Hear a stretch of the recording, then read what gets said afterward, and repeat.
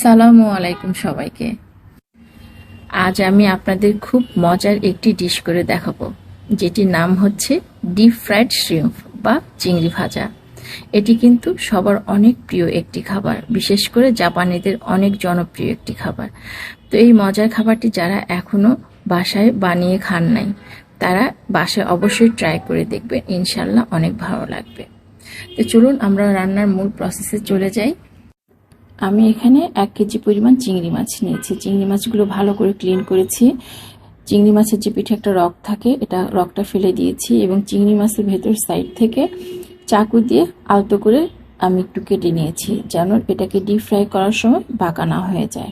এখন আমি চিংড়ি মাছগুলো ম্যারিনেট করব। 2 টেবিল চামচ পরিমাণ আমি লেবুর রস দিয়েছি, পরিমাণ মতো লবণ দিয়ে ভালো করে মেখে নিলাম। তারপর সামান্য একটু চিনি আর 2 টেবিল চামচ পরিমাণ আদা দিয়ে আবার মেখে এটাকে আমি এক সাইড করে রাখবো। এখন আমি একটা বলে মেজারমেন্ট কাপের 1.5 কাপ ময়দা নিলাম।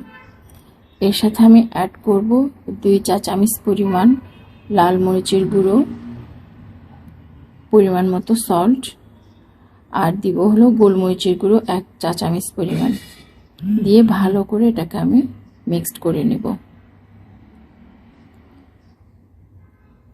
আমার মিক্সড করা হয়ে গেছে।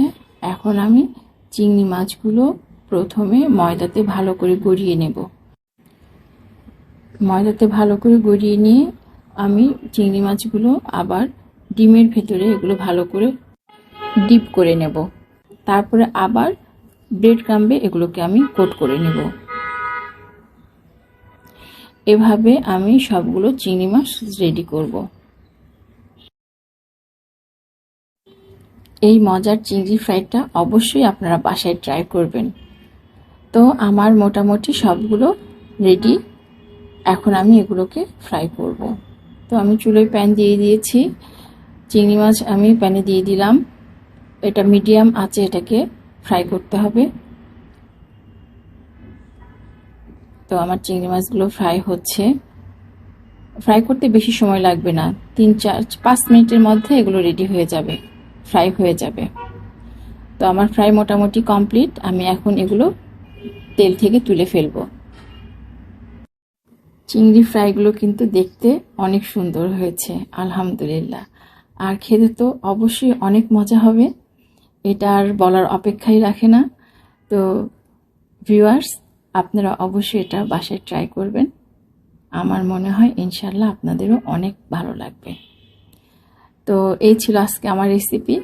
আজকে তাহলে এ পর্যন্তই। রোজা প্রায় শেষ। আপনারা সবাই ভালো থাকবেন, সুস্থ থাকবেন, এই দোয়া রইল।